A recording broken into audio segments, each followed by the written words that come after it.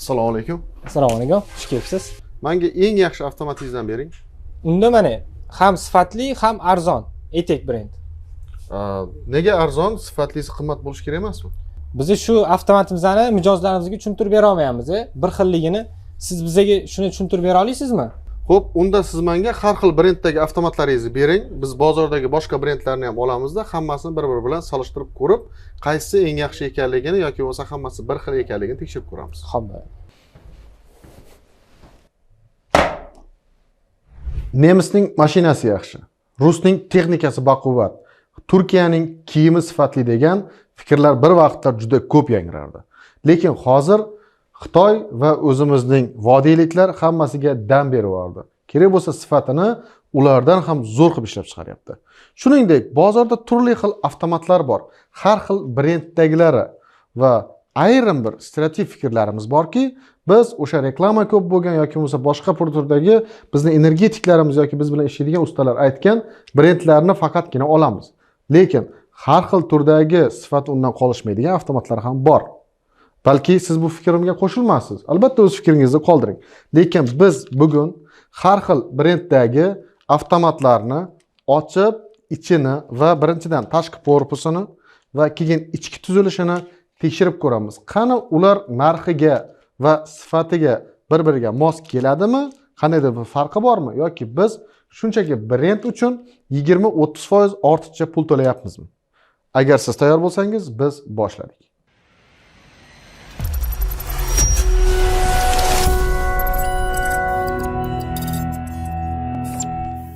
Assalomu alaykum do'stlar, men Zoir Kenjayev. Kuzatayotganingiz Quvvat YouTube kanali. Bugun biz siz sezganingizdek avtomatlar bilan shug'ullanamiz. Va buning uchun biz 5 xil brenddagi, turli xil narxlardagi avtomatlarni tanlab olganmiz. Faqat brendlarga qandaydir bir marketing yoki bo'lmasa qandaydir qoralash bo'lib qolmasligi uchun hammasini nomini bekitib olganmiz va video boshida aytib ketay, bizning hech qanday brendga nisbatan husumatimiz yo'q. Bu shunchaki ichki tuzilishi qanday holatda ekan va bir-biridan qanday farqi bor ekanligini ko'rish uchun va shuning uchun ham biz hech qaysini maqtash yoki bo'lmasa hech qaysinisidir qoralash niyatimiz yo'q. Va yana bitta narsa, agar bu videomiz 2000 ta like yig'adigan bo'lsa, biz mana shu avtomatlarni olib, maxsus laboratoriyaga borib, birma-bir avtomatlarni tok, kuchlanish bo'yicha birma-bir tekshirib ko'ramiz va konkret xulosalarni beramiz. Albatta siz like bosing, fikringizni yozing va kanalga a'zo bo'ling. Biz esa ishni boshlaymiz. Ishni qanday boshlaymiz? Bu yerda biz nomerlab olganmiz ham bitta avtomatimizga, demak 5 ta avtomatga 5 ta nomer qilingan va siz agar bu avtomatlarni taniydigan bo'lsangiz yoki avtomatni tashqi ko'rinishiga qarab yoki ichki tuzilishiga qarab o'z fikringiz bo'ladigan bo'lsa, albatta birinchi nomerdagi yoki ikkinchi nomerdagi yoki uchinchi nomerdagi avtomat deb fikringizni yozishingiz mumkin. Bismillah.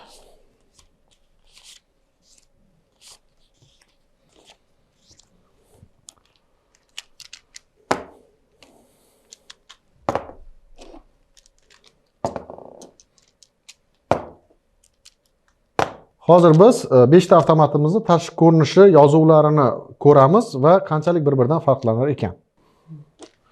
Demak, birinchi avtomatimizdan boshlaymiz. Birinchi raqamli avtomat, demak, uning markasi 4VTB SN2 va S16. Ma'lumot o'rnida aytib ketay, barcha avtomatlarimiz bir xil kategoriyada, ya'ni S16 16 amperlik S sinfga tegishli bo'lgan avtomatlarni tanlab olganmiz va bu yerda 230 ga 400 volt, demak 1 faza, 3 faza 50-60 Hzlik va 4500 amper, ya'ni korotka bo'lgan paytda bu avtomatimiz 4500 ampergacha ko'tara olishini bildiradi. On off bor va mexanizm ishlayapti va bu yoqda mana avtomatlarga tegishli bo'lgan 60898.1, ya'ni tegishli sertifikatda o'tganligi bor va nima qilish mumkin, nima qilish mumkin emasligi va yaxshi tomoni bu yerda QR kodi bor ekan, ya'ni biz skaner qilgan paytimizda telefonda bu avtomatning originalligini va avtomat haqidagi to'liq ma'lumotlar chiqib keladi va bu yerda avtomat haqida qo'shimcha ma'lumotlar ham berilgan.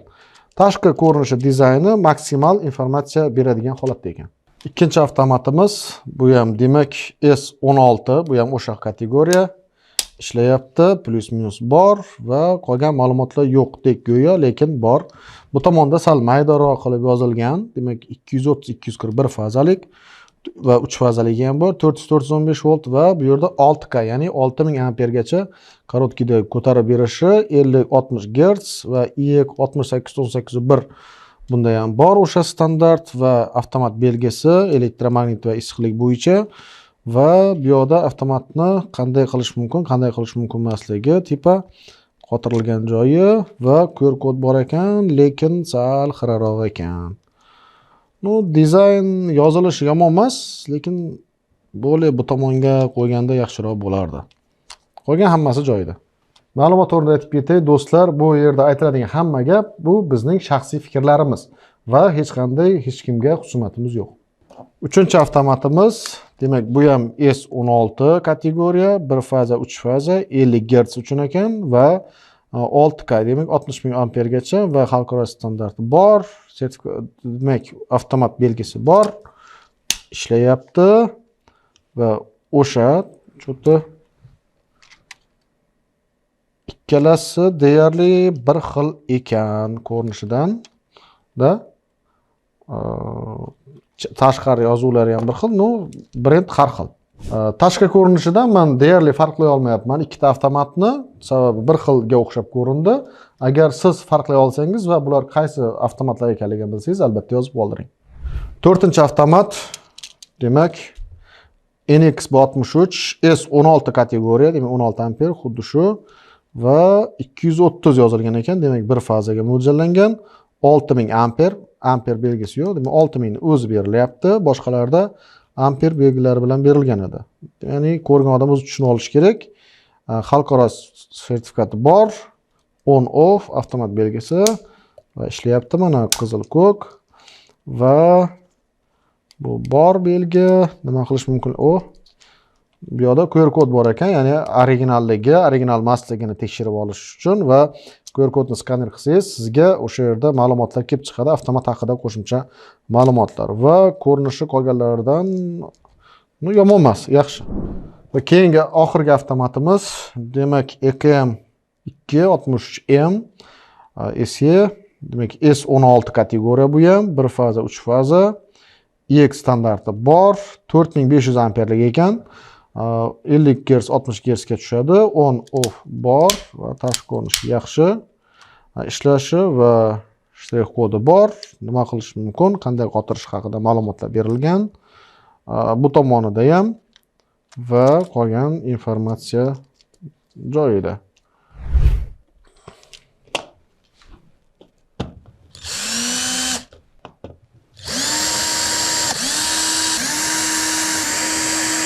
Do'stlar, mana 5 yil avtomatimizni ham ochib oldik.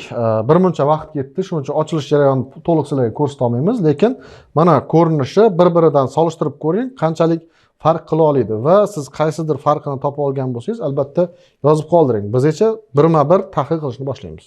Demak, birinchi avtomatdan boshlaymiz. Demak, bu yerda bizda mis qo'zg'almas kontakt bu yoq bilan biriktirilgan va qo'zg'aluvchan kontakt. Bilasiz, avtomat ishlashida shu qo'zg'aluvchan kontakt tegib turib, qo'shilgan ajratilgan paytda, keyin normadan ketgan paytda o'sha ajratib qo'yadi. Bu richak va bu yoqda ichida bo'ladigan bo'lsak, demak, elektromagnit katushka va bu yoqda kontakt ikki tomonlama. Bu issiqlik uchun, issiqlik qizigan paytda ajratib yuborish uchun va bu bizda bimetalga biriktirilgan bo'ladi. Bimetalimiz egilib, mana buni chertib, o'sha kontaktni qo'shib ajratib yuborishini mexanizmi uchun ishlaydi. Va bu yerda juda muhim bo'lgan narsalardan bittasi bimetal, uning qanchalik qalinligi va pishiqligi rol o'ynaydi va bu mana bu tomonga kelgan va qo'zg'almas kontakt, katushkaning qanchalik qalin ekanligi va o'sha katushka o'ramlar soni ham muhim. Va bu yerda dugakasitel, ya'ni o'sha chaqnash bo'lgan paytda chiqarib yuboradigan orqa tomonga shtobi himoya uchun bunday olib qarasak va kontaktlar, demak, ikkala tomonda kirish chiqish kontakti bor va mexanizm mana richakning ichida ikkitalik mexanizm bor, ya'ni shtobi mustahkamroq ishlashi uchun va dugakasitelni ham olib ko'rishimiz mumkin. Bu avtomatlarda deyarli bir xil bo'ladi bunga kelib turishi va richak yaxshigina uzun ekan bunga kontaktni berib ajratib turishi uchun. Oddiy avtomat, lekin mexanizm yaxshi, zo'r ishlangan. Demak, ikkinchi raqamli avtomatimizga keldik. Buni ham ochib oldik. Bunda ham qo'zg'almas mexanizm bor, kontakt va bunisi ham o'sha qo'zg'aluvchan kontakti ham juda yaxshi va kirish chiqish kontaktlari bor va bu yerda bimetal plastinkasi yomon emas va elektromagnet katushka. Bunda sal kamroq ekan, bunikidan ko'ra o'ramlar soni, lekin teplый защитasi o'sha issiqlikka deyarli bir xil va richak mexanizmini qaraydigan bo'lsak, bitta, ikkita, uchtalik u normalniy, o'sha murakkablik darajasi deyarli bir xil. O'sha bu yoqda tak dvigatelь o'zida va deyarli bir xil deb olsak bo'ladi. Bimetali ham joyida. Deyarli farq yo'q. Uchinchi avtomatga keldik. Uchinchi avtomatimizda mexanizm bo'lagi teskari joylashtirilgan ekan. Masalan, bularda bunday kelgan bo'lsa, bunda sal boshqacharoq. Xo'p, mana tushuna olamiz. Bu yoqda qo'zg'almas kontakt va защита qo'shimcha bu tomonda ekan va elektromagnet katushka, elektromagnet mexanizm va o'zgaruvchan kontakt, qo'zg'aluvchan kontakti va bunda mexanizm chasti sal boshqacharoq, ya'ni prujina bilan ishlashga mo'ljallangan ekan. Katushkasi oldingi bilan bir xil. Birinchidan sal kamroq o'rami va bimetali kontakt chasti deyarli bir xil, lekin sal qisqaroq ekan. Endi bu modelga bog'liq menimcha. Dvigatelь bu yoqda va kelishi bunga ulanish chasti sal muncha. Bunday olib qaraganda mexanizm, mana shu richak mexanizmi sal oddiyroq ekan. Qolgan hamma joyi bir xil. Do'stlar, 4-avtomatga keldik. Demak, buni ham ochib qaraydigan bo'lsak, qo'zg'almas kontakt. Bunda shakl har bir avtomatda o'ziga yarasha ekan. Ya'ni bir-biridan shakllar farq qilyapti. Masalan, bularda tekis to'rtburchak shaklda tushadigan bo'lsa, bunda sal trapetsiyaga o'xshab tushgan. Lekin bu tomoni bir xil va bu yoqda kontakt chasti bimetalga o'tgan. Bimetali sal bunda yupqaroqda sezildi menga. Va bu yoqda qo'zg'aluvchan kontakt sal qisqaroq, kaltaroq va katushka, ya'ni elektromagnet защита chasti ham qolganlariga nisbatan simi ham maydaroq va o'ramlar soni ham kalta. Bunda 6 ta ekan, bunda 7 ta o'ramlar soni, lekin bular yirikroq, bunda sal maydaroq ekan va teplая защита bunda bir tomonda cho'ti, qolgan joyida yo'q va mexanizm chastini olib qaraydigan bo'lsak, mexanizm chasti 3-avtomatniki bilan deyarli bir xil, ya'ni sal soddaroq formatda qilingan. Olib qaraganda 3 bilan 4 bir-biriga yaqinroq, sal soddaroq formatda. Do'stlar, meni qiziqtirgan 5-avtomatga yetib keldik. Bu avtomat O'zbekiston bozoriga yangi kirib kelgan va lekin Xitoy bozorida 10 yildan beri bor ekan va ichini ochib ko'rib tekshiryapmiz. Demak, o'zgarmas kontakt, qolgan avtomatlar bilan deyarli bir xil va qo'zg'aluvchan kontakt, ya'ni qo'zg'almas kontakt va qo'zg'aluvchan kontakt shu uzun, yetarlicha uzun ekan va katushkasining o'ramlari ham yetarlicha va qalinligi ham joyida. Tak, teplо bimetalga yaxshi kelgan. Bimetalning ham qalinligi yomon emas. Va bu yoqda chiqish, ajratish chasti joyida va qo'shimcha himoya chasti bor va bu mexanizm richak chastini olib qaraydigan bo'lsak, richak chasti ham mana 1, 2, 3, 4, ya'ni yetarlicha murakkab mexanizmni olgan. Dvigatelь joyida chiqib ketishga va kontaktlar ham yaxshi qilingan. Tuzilishi jihatidan olib qaraydigan bo'lsak, bu 5-avtomatimiz 1 va 2-avtomat bilan deyarli bir xil tuzilishga ega va qo'shimcha защита chasti, mana bunday olib qaraydigan bo'lsak, bu tomoni bunda mana o'sha bimetalning orqasida turadigan bo'lsa, birinchida bunda sal pastroq chastda joylashgan, bunda ham shu past tomonda, bularda mana shu 3-avtomat bilan bir xil. Ya'ni 1, 2, 3 bir xilday, va 1 2 5 bir xildek, 3 bilan 4 sal boshqacharoqdek tuyuldi ichki tuzilishidan. Do'stlar, eng kulminatsion nuqtaga keldik, ya'ni bularning narxlarini tanishib chiqamiz. Demak, birinchi avtomatimiz bozorda 25-26 ming so'm atrofida sotilyapti. Ikkinchi avtomatimiz 14-15 ming atrofida. Uchinchi avtomat ham deyarli bir xil narxda, ya'ni 14-15 ming atrofida sotiladi. To'rtinchi avtomatimizning narxi 12-13 ming atrofida. Bu avtomat faqat bitta joyda sotiladi, 11,5 ming so'm. Do'stlar, demak, umumiy xulosalaydigan bo'lsak, avtomatlarni ochib ko'rdik, tashqi yozuvlari va ichki tuzilishi bilan va birinchi avtomatimiz qimmat bo'lgani bilan, meni shaxsiy fikrimga ko'ra, ikkinchi va 5-avtomat tuzilishi hammasi bir xil. Ya'ni bir bilan deyarli farq qilmaydi. Lekin narxi arzon bo'lgan taqdirda ham va umumiy olib qaraganimizda avtomatlarimiz bir-biridan jiddiy farq qilmayapti ichki tuzilishi. Va yana bitta aytib o'taman, hech qaysi brendga bizni husumatimiz yo'q va hech qaysisini maqtab osmonga uchirib yuborish niyatimiz yo'q. Prosta biz xohlayotgan narsa brend uchun odamlarning 20-30% qo'shimcha pul to'lashi kerakmi yoki bo'lmasa o'sha yangi brend bo'lsa ham, arzonroq bo'lsa ham, lekin sifatli mahsulot bo'lsa, olib ishlatsa hech narsa o'zgarmasligini biz tushuntirishga harakat qilyapmiz va bu oxirgi umumiy xulosalar emas. Siz ham iltimos qilamiz, xulosa qilishga, har xil narsalarni yozib tashlashga shoshilmang.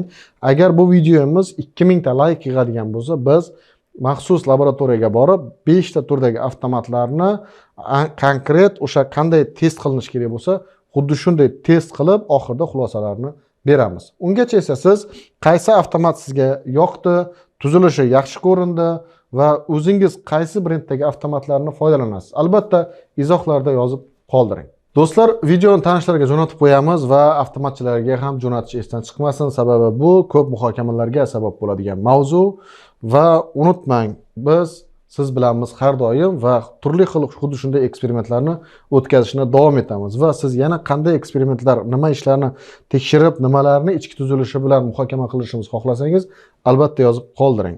Sog', salomat bo'ling. Unutmang, vaqt qadrli, vaqtingizni foydali ishlarga sarflang.